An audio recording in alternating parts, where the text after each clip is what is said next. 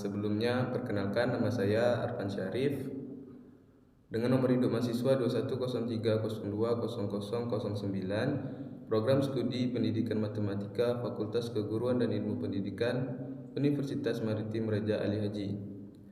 Nah, pada video kali ini saya akan menjelaskan mengenai taksonomi Bloom, yang mana maksud dari video ini yaitu memenuhi tugas mata kuliah, belajar, dan pembelajaran.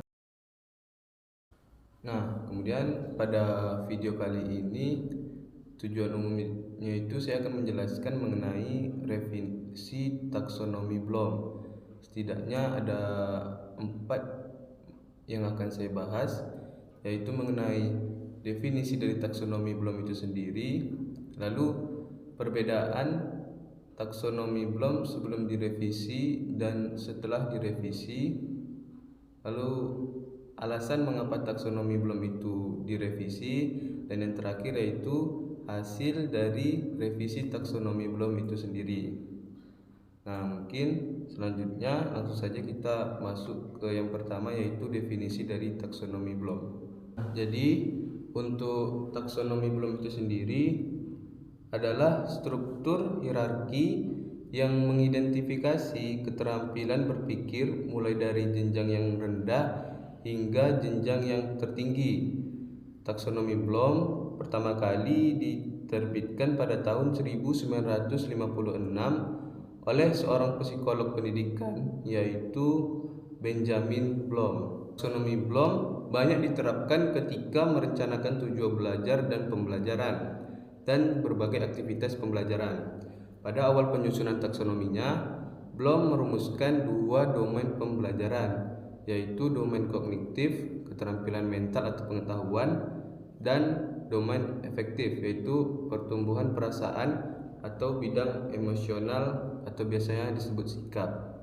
Kemudian yang kedua yaitu mengenai perbedaan taksonomi Bloom sebelum direvisi dan taksonomi Bloom setelah direvisi. Nah, untuk taksonomi Bloom sebelum direvisi, yaitu yang pertama mengenai pengetahuan yang terdapat pada C1.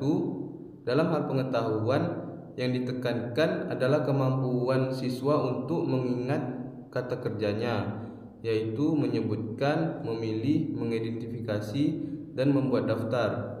Kemudian yang kedua yaitu pemahaman yang terletak pada C2. Pemahaman yaitu kemampuan untuk menjelaskan pengetahuan atau informasi yang telah diketahui dengan kata-kata sendiri. Kata kerjanya yaitu membedakan, menyimpulkan, menjelaskan, mempertahankan, dan merangkumkan. Kemudian yang ketiga yaitu penerapan. Penerapan adalah kemampuan untuk menggunakan atau menerapkan informasi yang telah dipelajari ke dalam situasi atau konteks yang lain. Kata kerjanya yaitu menghitung, menggunakan, mengembangkan, memodifikasi, dan mentransfer. Kemudian yang keempat yaitu analisis, terletak pada C4. Analisis ini adalah kemampuan untuk mengidentifikasi, memisahkan, dan membedakan komponen-komponen atau elemen suatu fakta, konsep, pendapat, asumsi, hipotesis, atau kesimpulan, dan memeriksa setiap komponen tersebut untuk melihat ada tidaknya kontradiksi. Lalu untuk kata kerjanya yaitu membuat diagram, membedakan, dan menghubungkan, menjabarkan ke dalam bagian-bagian. Kemudian yang kelima yaitu sintesis. Sintesis adalah kemampuan mengkombinasikan bagian-bagian atau elemen ke dalam suatu kesatuan atau struktur yang lebih besar. Kata kerjanya yaitu menciptakan, memformulasikan, mendesain, dan memproduksi. Dan yang terakhir di dalam taksonomi Bloom sebelum direvisi ini yaitu evaluasi, terletak pada C6. Evaluasi adalah kemampuan membuat penilaian dan keputusan tentang nilai suatu gagasan, metode, produk, atau benda dengan menggunakan kriteria tertentu. Kata kerjanya yaitu membuat membuat kritik, membandingkan, membuat penilaian, dan membuat evaluasi. Lalu yang membedakan dengan taksonomi Bloom setelah direvisi yaitu taksonomi Bloom setelah revisi ini hanya dilakukan pada ranah kognitif saja, yang mana meliputi yang pertama perubahan kata kunci dari kata benda menjadi kata kerja untuk setiap level taksonomi. Kemudian perubahan hampir terjadi pada semua level hierarkis, namun untuk levelnya itu masih sama, yaitu dari urutan terrendah hingga tertinggi. Perubahan mendasar terletak pada level 5 dan 6. Nah, lalu pembahasan ketiga yaitu mengapa sih taksonomi Bloom itu direvisi. Nah, ada beberapa hal mengapa taksonomi Bloom itu harus direvisi. Yang pertama yaitu terdapat kebutuhan untuk mengarahkan kembali fokus para pendidik untuk handbook. Nah, itu yang pertama. Lalu kemudian yang kedua, adanya kebutuhan untuk memadukan pengetahuan dan pemikiran-pemikiran baru dalam sebuah kerangka kategorisasi tujuan pendidikan. Kemudian yang ketiga, taksonomi Bloom yang sebelumnya itu kurang menjelaskan sub-sub taksonominya. Nah, itulah beberapa alasan mengapa taksonomi Bloom harus direvisi. Untuk pembahasan yang terakhir yaitu mengenai hasil dari revisi taksonomi Bloom itu sendiri.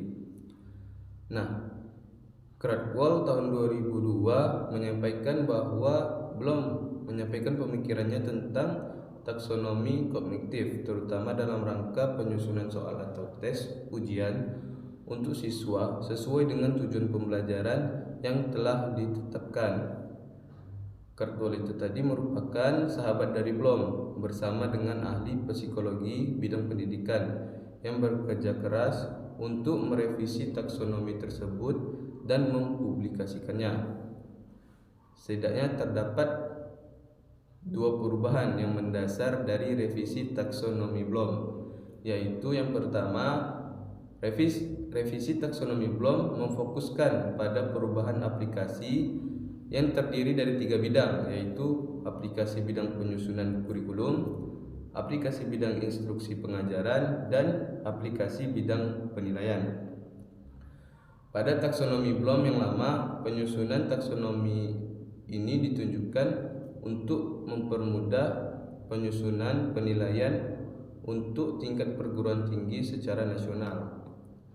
Nah, yang kedua, revisi taksonomi Bloom fokus pada perubahan terminologi, di mana revisi taksonomi Bloom menekankan pada subkategori yang mengakibatkan penilaian menjadi lebih spesifik, mudah dan menyusun penilaian pada kurikulum, serta mudah dalam menyusun instruksi penilaian pengajaran. Selain itu, revisi taksonomi Bloom terdapat perubahan pengetahuan sebagai kategori menjadi sebuah ukuran yang harus dicapai. Revisi taksonomi Bloom juga mengubah kata kunci operasional dari kata benda menjadi kata kerja, yang mana sudah saya jelaskan sebelumnya di perbedaan antara taksonomi sebelum direvisi dan sesudah direvisi. Tetap dari terendah hingga tertinggi. Nah, dari domain kognitif itu sendiri, dalam taksonomi Bloom berkaitan dengan ingatan, berpikir, dan proses-proses penalaran. Berikut ini tabel revisi taksonomi Bloom pada domain kognitif. Bisa dilihat pada tabel, yang mana pada C1 taksonomi Bloom lamanya itu pengetahuan, lalu di taksonomi Bloom barunya itu diubah menjadi mengingat. Kemudian di C2 taksonomi Bloom lamanya itu pemahaman, di taksonomi Bloom barunya itu berubah menjadi memahami. Kemudian di C3 taksonomi Bloom lama aplikasi, di taksonomi Bloom baru berubah menjadi mengaplikasikan.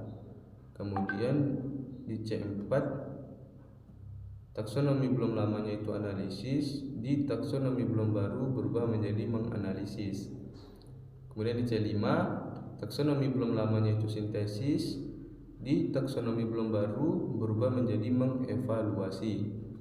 Begitu juga yang terakhir yaitu C6, dari taksonomi Bloom lamanya itu evaluasi berubah menjadi mencipta pada taksonomi Bloom baru. Kemudian juga terdapat revisi taksonomi Bloom dan kata kuncinya. Sebagai contoh pada C1 yaitu pengetahuan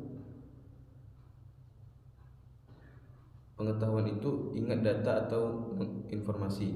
Contohnya itu ucapkan sebuah kebijakan, mengutip harga diri memori ke pelanggan, ketahui aturan keamanannya, tentukan suatu istilah. Sedangkan setelah direvisi itu menjadi mengingat, ingat atau ambil, dipelajari sebelumnya informasi. Contohnya itu ucapkan sebuah kebijakan, mengutip harga diri memori ke pelanggan, bacalah aturan keselamatan. Begitu juga dengan C2, C3, C4, C5, dan C6. Nah, selanjutnya yaitu domain afektif. Domain afektif merupakan domain yang meliputi rasa, nilai, apresiasi, antusiasme, motivasi, dan sikap.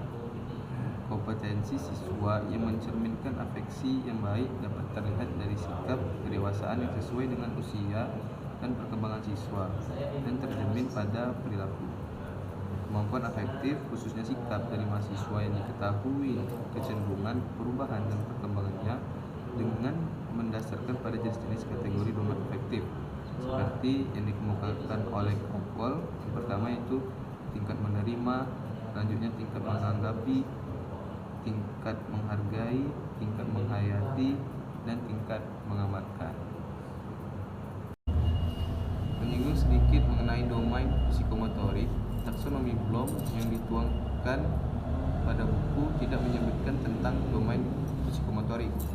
Domain psikomotorik tercetus oleh pemikiran Simpson tahun 1966 yang menyatakan bahwa kemampuan psikomotorik berkaitan fisik, koordinasi, dan penggunaan bidang keterampilan motorik yang harus dilatih secara terus-menerus dan diukur dari segi kecepatan, presisi, jarak, prosedur, atau teknik dalam eksekusinya. Nah, mungkin itulah sedikit penjelasan mengenai hasil dari revisi taksonomi Bloom. Pada intinya, kesimpulannya itu revisi taksonomi Bloom muncul diakibatkan adanya tuntutan perkembangan dunia pendidikan yang bergerak sangat cepat dalam rangka menciptakan sumber daya manusia yang berkualitas. Revisi taksonomi Bloom berusaha membantu dunia pendidikan melalui penyusunan perangkat pembelajaran berupa RPP yang syarat akan instruksi ketercapaian tujuan pembelajaran melalui penggunaan kata kerja yang tepat. Pada saat ini, perkembangan ilmu pengetahuan dan teknologi melalui era revolusi industri 4.0 menuntut siswa tidak hanya sampai pada tahap evaluasi, akan tetapi didorong agar siswa mampu sampai ke level mencipta pada domain kognitif, mampu memiliki sikap dan perilaku yang baik saat pembelajaran di dalam kelas maupun di luar kelas secara jujur, dan memiliki fisik yang tangguh dan kuat agar tujuan pembelajaran tercapai. Baik, mungkin itu saja yang dapat saya jelaskan mengenai taksonomi Bloom, yang mana tadi sudah dijelaskan apa itu definisi taksonomi Bloom, perbedaan sebelum dan setelah direvisi, alasan mengapa taksonomi Bloom itu harus direvisi, dan sedikit hasil dari taksonomi Bloom. Saya Arfad Syarif meminta maaf apabila ada kesalahan. Saya akhiri, wabillahi taufiq wal hidayah. Wassalamualaikum warahmatullahi wabarakatuh.